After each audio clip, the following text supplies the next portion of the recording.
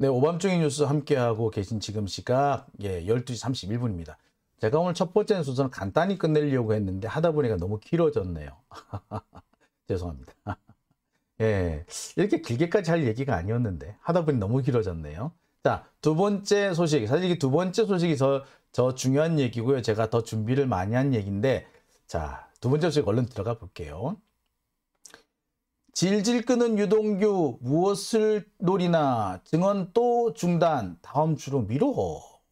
현안 때문에 증언 못하겠다. 자, 이게 무슨 소린가 하니요. 유동규가요 오늘 법정에 진술을 하러 증인을 서려고 나왔는데 나와서 제대로 답을 안 했습니다. 질질 횡설수설을 하고 딴소리를 하다가 갑자기 혈압 때문에 증언을 못하겠다. 몸이 안 좋아서 증언을 못하겠다면서 증언을 중단하고 집에 가버립니다. 이게 무슨 일이 생겼느냐고요. 사실 유동규가 지난주에도 그랬거든요. 지난주에도 자기가 건강이 안 좋다면서 건강 때문에 증언을 못하겠으니까 다음 주에 하자는 식으로 했습니다. 그래서 이번 주에 다시 또 열린 거예요. 그랬는데 문제는 오늘도 제대로 하지 않고 끝나버렸다는 겁니다. 처음 한 번은 그러는 게 이해가 가죠. 근데 두 번을 한다? 뭔가 고의적인 게 아닌가라는 생각을 지울 수가 없습니다. 그리고요, 고의적으로 시간을 끌어야 될 이유도 적잖이 있겠구나라는 생각이 듭니다. 그래서 오늘 제가 이 얘기를 준비를 해봤어요. 자, 오늘 재판 얘기부터 일단 슬슬 시작을 해보겠습니다. 오늘 유동규는요, 두 번째 증인신문을 했습니다.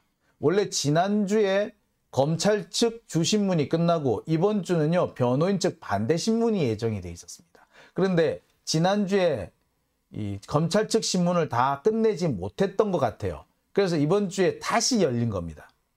그래서 원래대로 계획대로 하자면요 오전에 검찰 측 주신문이 끝나고 오후부터는 변호인 신문이 진행됐어야 합니다. 그런데 오늘 하루 종일 유동규 때문에 증인신문이 이루어졌고요. 결국에 변호인 반대신문은 시작도 못했습니다. 다음 주에 또 유동규가 증인신문을 받을 예정인데 다음 주에도요 검찰 측 주신문이 예정되어 있습니다. 그 다음에 반대신문이 진행될 예정인 거예요. 이거 상당히 심각해요. 문제가 되게 심각해집니다. 여러 가지 문제가 생깁니다. 당장 뭐가 생기느냐면요.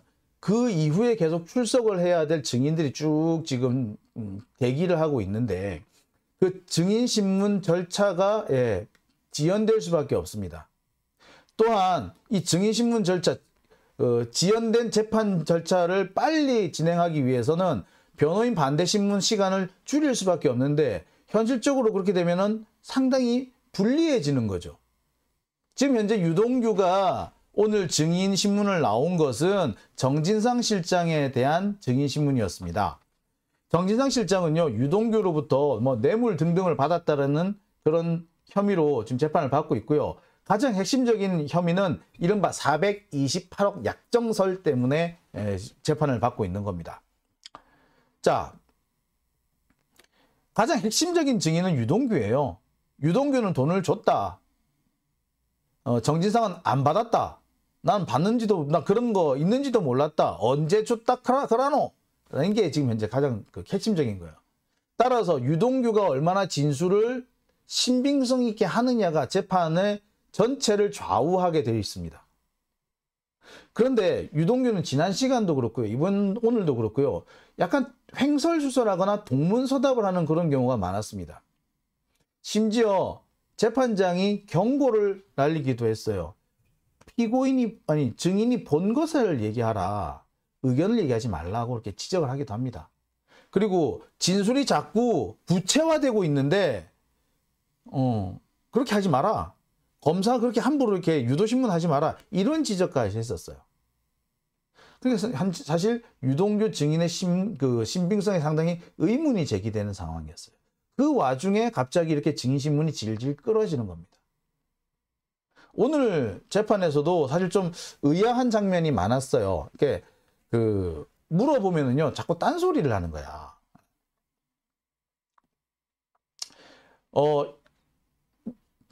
주된 검사가 이렇게 묻습니다.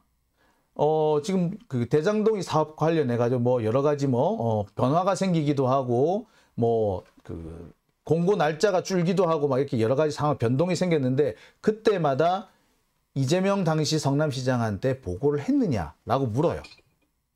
그런 질문이 꽤 여러 차례 반복이 됐거든요. 그런데 뭐라고 했느냐? 보고했다가 아니라 보고할 수밖에 없었다. 아니 알 수밖에 없었다. 다 알고 있는 얘기다. 이런 얘기를 하는 거예요. 아니 네가 보고했냐고. 네가 보고했냐고. 아니 보고할 수밖에 없었다. 알 수밖에 없었다. 내가 말 안 해도 알고 있는 내용이다. 이런 거예요. 다 협의가 된 내용들이다. 이렇게 하는 거예요. 네가 했냐고. 증인이 뭐 했냐고. 그런데 그 얘기는 살살 자꾸 피해 나가는 그런 양상을 보였습니다. 경우에 따라서는 약간 엉뚱한 대답을 내놓기도 했어요. 그러니까 질문 내용하고 좀 동떨어진 내용 이런 얘기도 하는 겁니다. 뭐 예컨대 이런 거죠. 그래서 의형제 맺고 이렇게 했다는데 그때 의형제 맺고 한 거 이거 이재명도 알고 있느냐? 알 수밖에 없었다. 뭐 이런 식으로. 아니 알 수밖에 없기는 뭘 알 수밖에 없어. 네가 말했냐고. 그 다음에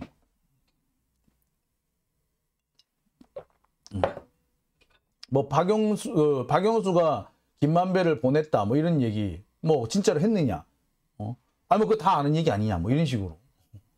자, 약간 엉뚱한 대답, 동문서답을 많이 했다는 거예요. 예를 들어서 이런 식으로 얘기했다는 거예요. 자, 이거는 사실 그 증언으로서는 사실 별 가치가 없는 내용들입니다. 하도 이렇게 답답한 짓을 많이 하다 보니까 재판부터 짜증을 내요. 유동규가 오늘 진술에서 제일 열성을 들이면서 얘기한 게 자기가 3천만 원 줬다, 5천만 원 줬다, 뭐 정진상이 5천만 원 달라는 데나 3천만 원 줬다. 처음에 뭐 자기 정진상의 그 사무실로 가가지고 책상 서랍에 돈을 넣어줬다. 또는 뭐 집으로 직접 갖다 줬는데 집에 들어가니까 구조가 어떻더라. 이런 얘기만 열심히 합니다. 그러면서 뭐 집안에 들어가 구조가 어떻더라. 이런 얘기를 하는 거야. 근데 중요한 거는 돈을 전달했고 그 안에 구조가 어떻게 돼 있고 중요한 게 아니야. 왜? 유동규가 뭐 집을 그때만 가봤겠냐고. 다를 때는 갈 수 없었을 거야? 없었던 거야? 예. 구조는 어떤 형태로든 간에 알 수 있어요. 왜? 그 아파트라는 게 뻔한 거 아니에요? 뻔한 거 아니야. 그 아파트가 너무나도 뻔한 거기 때문에 아파트 구조는요. 금방 알 수 있어요. 그 같은 동의 아파트 구조가 어떻게 되는지만 알면 되는 거예요. 그리고 아파트 구조라는 게 뭐만 봐도 나온다? 직방에도 나와. 직방. 다방에도 나와. 다방 여기도 나와요. 거기 그 매물 나온 그런 광고 한번 보세요. 뭐 나와 있는가. 예. 아파트 내부 구조는 다 나오잖아. 따라서 이 구조를 상세하게 설명한다는 건 아무 의미가 없는 거예요. 오히려 중요한 거는 그래 식탁보가 무슨 색이든가요? 식탁이 어떤 거든가요? 의자는 어떤 거든가요? 예, 이런 걸 정확하게 얘기를 해야지. 근데 그런 얘기는 또 안 해. 그러면서 구조를 그리면서 막 이렇게 얘기했다는데 구조도 웃겨요. 진짜 세세하게 구조를 그린 게 아니라 문 열고 들어갔더니 이쪽에 주방이 있고 이쪽에 방이 있더라. 이런 정도야. 그걸 누가 몰라.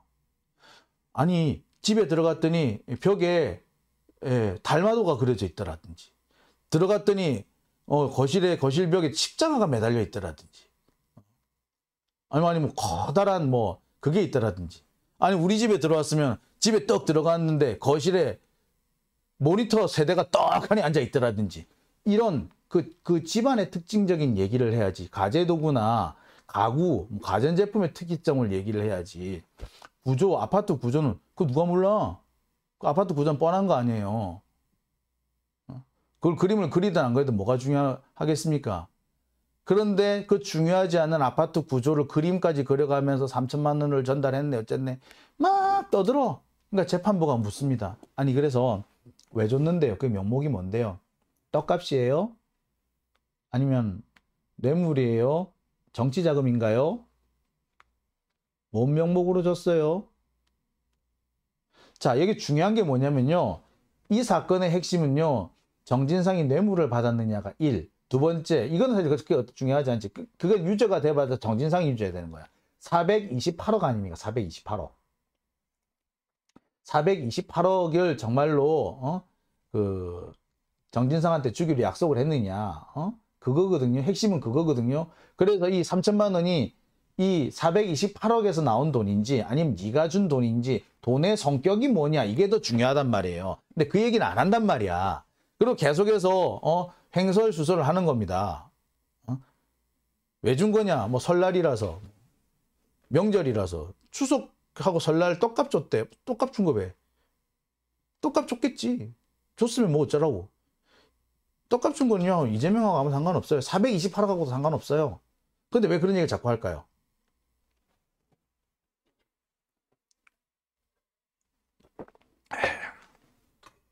즉, 유동규는 횡설수설한 겁니다. 그러면다가 저 혈압이 올라서 도저히 오늘 좀 질문 못하겠다 그러는 거예요. 몇 번을 그 증인신문이 중단돼요. 몸이 안 좋았다 그래가 잠시 쉬다가 다시 시작하기도 하고 약 먹고 온다가 다시 한번 더 쉬다가 오기도 하고 하는데 끝끝내 내가 더 이상 오늘 몸이 안 좋아서 못하겠다 그래가지고 재판이 중단된 겁니다. 계속 딴소리를 하다가 진짜 중요한 핵심적인 얘기는 안 하고 3천만 원 줬고 뭐 그림 그리고 이런 거 하면서 그게 어디서 나온 돈이고 돈의 성격이 무엇인지에 대해서 말 안 하고 딴소리만 하다 끝난 거예요. 그러니까 오죽했으면 재판부도 그 돈 무슨 성격으로 줬냐? 라고 지적을 합니다. 심지어 돈을 왜 줬는지 답을 못하고 자꾸 말을 진술을 흐리고 있다라면서 지적을 해요. 그러면서 자꾸 아프다 한다. 이거는 진술 안 하고 도망가려는 거 아니냐라는 지적까지도 나와요. 자, 오죽했으면요. 지금 서서히 언론에서도 그런 얘기가 나옵니다. 물증이 없다. CCTV도 없고 오로지 유동규의 말뿐이다. 따라서 유동규의 말이 얼마나 신빙성이 있느냐가 재판의 결과를 좌우할 것이다. 즉 유동규의 진술을 얼마나 믿느냐가 재판의 결과를 바꿀 수 있다라는 게 벌써 지금 이제 보도가 슬슬 나오기 시작을 합니다. 자, 그런데 오늘도 보면은요, 이 대부분의 언론들은 딴소리를 하고 있지. 아까도 말씀을 드렸듯이 그림 그리고 3천만 원이고 이거 아무 중요한 게 아니에요. 이게 왜 줬느냐가 더 중요하고요. 예? 아까도 말씀드렸듯이 아파트 구조는 너무나 쉬워요. 알기 쉬워요. 자, 그런데 오늘 언론 보도 나온 거 보세요. 정진상 집에서 돈 줬다. 집 구조 그리면서 직접 증언, 3천만 원 증언, 비닐봉지에 담아서 줬네. 뭐 소파에 3천만 원을 쏟아 부었네. 이게 무슨 얘기냐면요. 유동규가 비닐봉다리에다가 돈을 3천만 원을 넣고 거기에다가 이제 과자를 사가지고 위에다 덮고 그걸 가져갔대요. 그걸 가져가가지고 정진상 실장 집에 가서 이렇게 확 쏟아 부으면서 너 돈 쫙 뻗어놓고 형 나 간다 이랬다는 거야. 그러면서 들어갔더니 집에 구조가 어떻더라 이렇게 얘기를 한 거예요. 그런데 상식적으로 이거는 웃기지. 예. 뭐 장난합니까? 형 나 간다? 이거는 뭘 말하느냐? 그래 돈을 갖다 주니까 정진상이 뭐라 하대? 옷차림은 뭐 어떻대? 이런 얘기는 또 하나도 안 하는 거지. 그런 얘기를 회피하기 위해서 돈 확 쏟아붓고 나 간다 하고 왔다라고 말하는 겁니다. 예, 다른 질문을 막겠다라는 거죠. 정진상 실장 측은 온 적이 없다. 무슨 오억도 뭐야? 이렇게 얘기를 합니다. 자, 이 부분은 근데 사실 한번 이미 말이 안 된다고 지적을 받았죠. 유동규가 CCTV가 없는 쪽으로 가기 위해서 계단을 올라가서 뭐 5층까지 올라가고 어쩌고 했는데 아시다시피 현관부터 CCTV가 다 달려 있는 거 너무나 잘 알죠. 예, 한번 나왔었던 얘기죠. 그러니까 이 유동규가 CCTV 얘기를 희석하기 위해서 집에 들어갔더니 구조가 어떻더라 라는 식으로 또 말을 바꾼 겁니다. 맨 처음에서는 지방까지 들어갔다는 얘기는 또 안 했어. 예. 어쨌거나 언론에서는 유동규 진술에 대해서 좀 의미를 보도를 해야 되는데 의미는 하나도 보도 안 하고 구조를 그렸다라는 데 집중을 하고 있는 거지. 구조를 그렸다라는 것이 도대체 무슨 의미가 있는데 예? 유동규가 그 집에 갔다라는 한번 간 적이 있다라는 기껏해야 그런 정도의 의미일 것이고 문제는 또 뭐 아파트 구조라는 게 너무나도 뻔하기 때문에 집 구조 그리는 거 이거 별거 아니다라는 점. 오히려 가재 도구가 뭐가 있더라, 눈에 띄는 게 뭐가 있더라든지, 예? 소파가 어떻게 돼 있더라든지 이런 얘기를 했는데 그 얘기를 못해. 왜? 유동규 오늘 그런 얘기를 해요. 내가 갔더니 집안이 어둡더래. 못 봤다 이거지. 가재 도구가 어찌 됐는지. 예. 제가 거짓말, 그러니까 사실 지가 빠져나갈 구멍만 만들어 놓은 거예요. 자, 문제는 이런 식으로 진술을 하면서 결국에 시간을 질질 끌었다는 겁니다. 이게 더 사실 더 중요한 문제죠.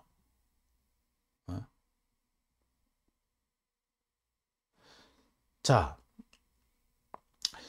이번 사건의 제일 핵심은요, 돈을 3천만 원 준 게 중요한 게 아니야. 3천만 원 줬다는 게 인정된다고 해봤자 기껏해야 정진상 실장이 뇌물 혐의로 유죄받는 수준밖에 안 돼요. 중요한 거는 428억 약정설이에요. 428억 약정설하고 3천만 원하고 무슨 관계냐, 이 얘기를 하는 게 더 중요하거든요. 이 얘기는 안 나왔단 말이야. 그리고 이 부분에 대해서 검찰이 제대로 신문도 못했어요. 그러니까 다음 주에 또 한다는 거야. 결국에는 뭐냐면 핵심은 얘기 안 하고 시간만 질질 끌고 있는 거죠. 왜 시간을 질질 끄는 걸까요? 여러분은 어떻게 생각하십니까? 왜 유동규는 시간을 자꾸 이렇게 질질 끌려는 걸까요? 이게 검찰은 일단 유동규한테 증언을 끌어내기 위해서 노력하는 것처럼 보여요. 하지만 저는 유동규가 시간을 끄는 것은 검찰하고 어느 정도 협의가 되어 있는, 한마디로 합을 맞춰놓은 상태에서 진행되는 게 아닌가 강하게 의심이 됩니다. 그러지 않고서는 유동규가 저렇게 나올 리가 없다라고 봐요.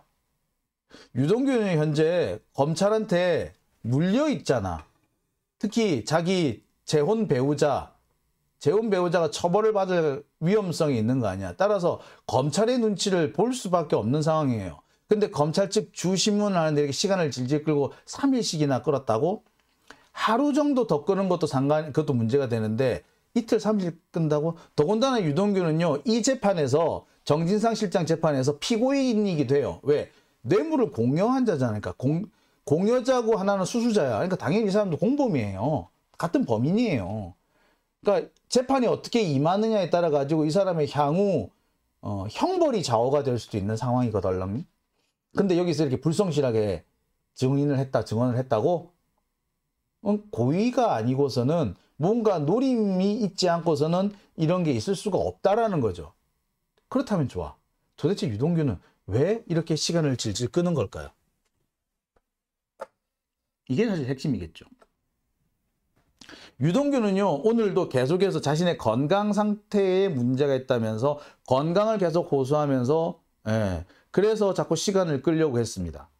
그래서 제가 혈압약을 먹고 뭐 계속 하겠다. 처음에는 건강이 좀 상태가 좀 안 좋다. 계속 뭐 어디가 아프다, 뭐 가슴이 아프다, 뭐 이렇게 막 해가지고 잠시 쉬었다가 합니다. 그런데 계속 상태가 안 좋으니까 혈압약 먹고 하겠다. 내 혈압이 있다.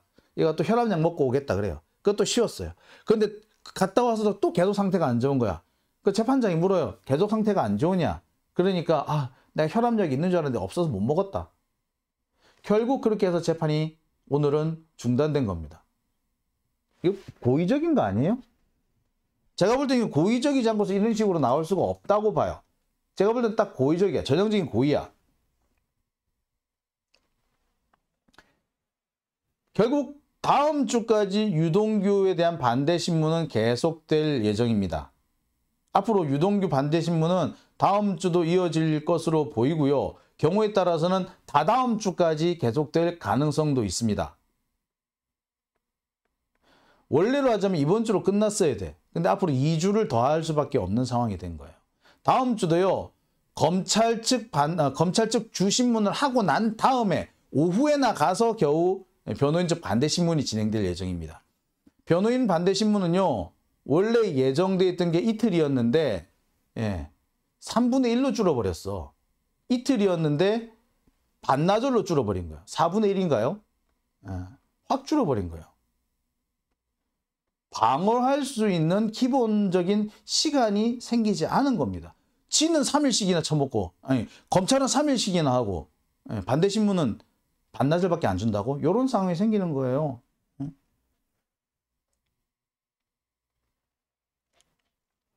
저는 이 부분에서 이런 의심을 하게 됩니다. 앞서서 유동규는 김용 부원장에 대한 재판에서 증인으로 나선 바 있습니다. 이재명 대표의 재판에서도 선거법 위반 사건에서도 나선 바 있습니다. 하지만 그때마다 강한 반대신문에 부딪혔고 그 반대신문에서 횡설수설 우왕좌왕할 수밖에 없었어요.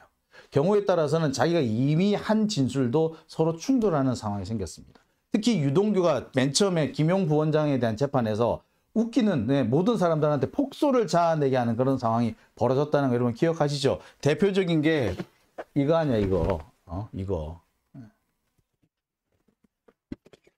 자, 또 있습니다. 당시 유동규가 그 돈을 줬다고 이 두 번째 돈을 줬다고 하는 광교 포레나 앞에 그 버스 정류장에서 뭐 돈 줬다. 거기에 CCTV가 없어서 거기서 줬다. 그런데 CCTV가 떡하니 있더라. 이 문제를 가지고 딱 이렇게 변호인 측에서 증거를 제시하니까 유동규가 그랬대죠. 아, 내가 그 CCTV 있는 줄 알았는데 그것도 안 줬지. 폭소 한번 터지고.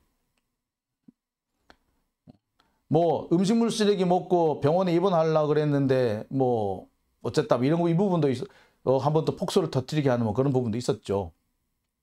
자, 이처럼 유동규는요 실제로 변호인 반대 신문에 나오면은 우왕좌왕하는 모습을 많이 보였습니다.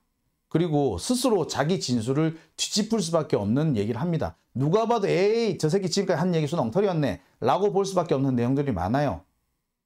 뭐 당장 자기 재혼 배우자와 관련해서 처음에는 재혼 배우자가 돈을 보고 뭐 어쨌다 하더니 나중엔 돈 본 적이 없다 라고 하더니 처음엔 마누라 차 타고 같이 갔다 하더니 마누라 차가 아니라 내 혼자 걸어갔다 하더니 이게 자꾸 말이 바뀐단 말이야.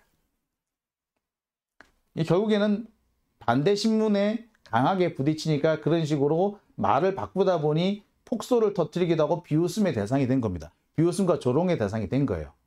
이번에도 그러지 말라는 보장이 있을까? 제가 볼 때는 이번에는 더 조롱거리가 될 가능성이 높아요.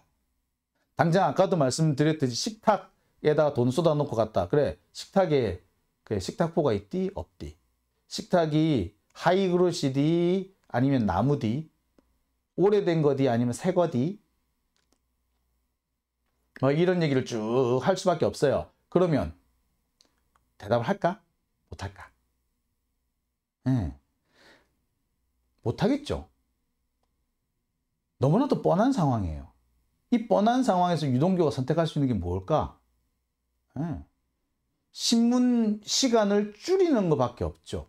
또는 곤란한 질문이 나왔을 때 회피할 수 있는 수단을 만들어주는 거지. 자, 나 아파요. 질문 그만하세요. 저 그만할래요. 갈래? 이렇게 해버리면 변호인 반대 신문 하다가 중단될 수밖에 없어요. 하다가 끝날 수도 있어. 다 못하고. 유동규가 아파서 못하겠다라고 들어 누워버리면 증인신문 못해요.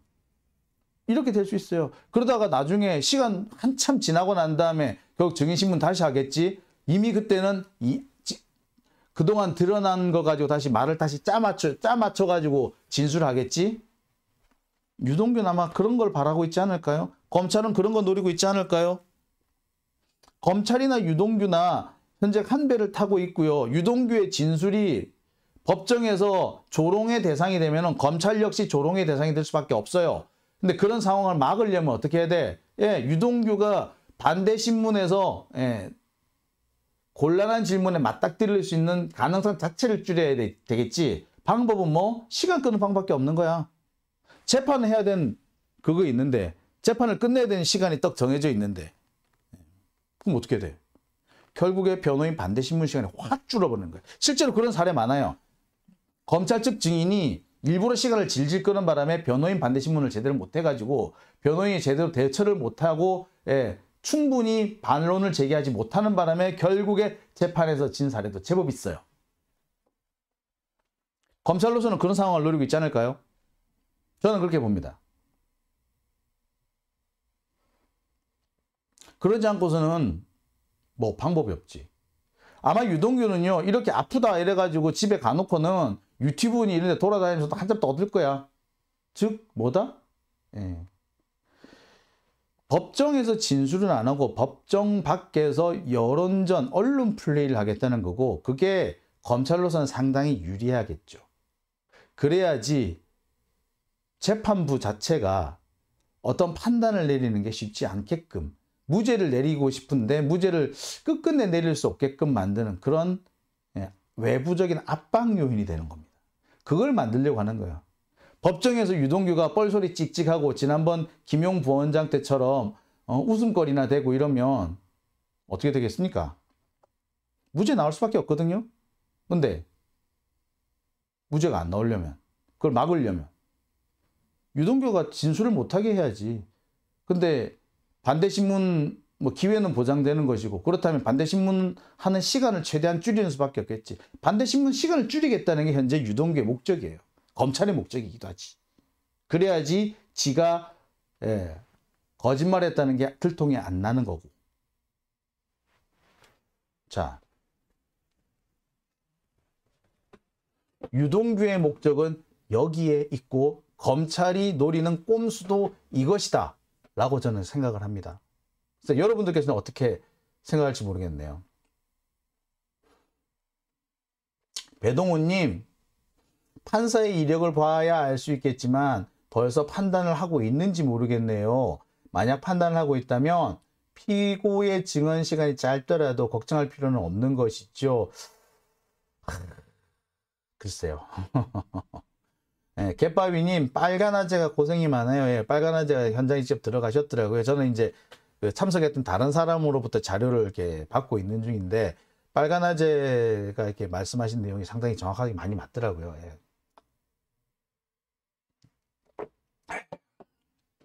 빨간아재가 지금 과거 기자들이 하고 있던 일을 하고 있다. 그래서 사실 이거를 기자들이 해야 되는 거 아닌가 싶어요. KBS 옛날에 그렇지 않습니까? 김경록 PB 인터뷰 조작 사건 났을 때 KBS에서 뭐라고 얘기를 했던가요? 앞으로 법정에 가서 법원에서 공방이 일어나는 거 이걸 중심으로 해서 보도하겠다라고 했잖아요. 근데 그거 한때 반짝하더니 지금 안 하대? 이게 문제인 겁니다, 현재. 진짜 중요한 게 뭔지는 모르고요. 잠시 소나기만 피해가자라는 식으로 대처하고 있다는 겁니다. 제가 볼 때는 이 KBS는 너무 대형화되어 있어서 문제라고 봐요. 참여정부 때 노무현 대통령이 KBS를 한 세 갈래로 쪼개려고 했었어요. 근데 그때는 제가 왜 노통이 왜 저걸 하려고 그러지? 라고 되게 이해를 못했고 좀 의구심을 많이 가졌었는데, 지금 보니까 이해가 돼요.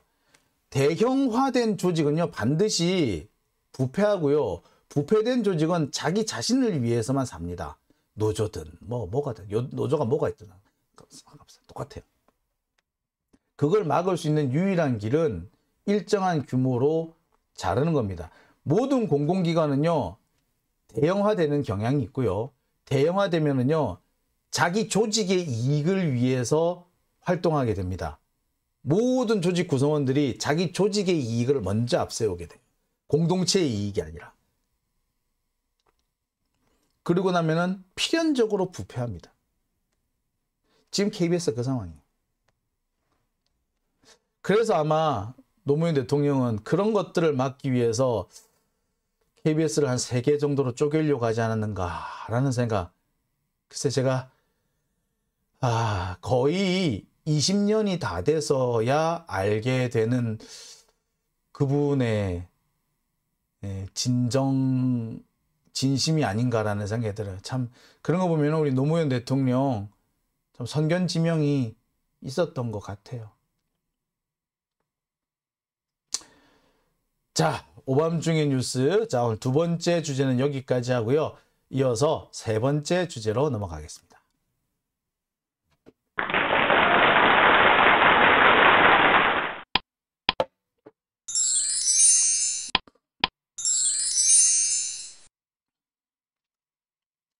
네, 오밤중의 뉴스 함께하고 계십니다.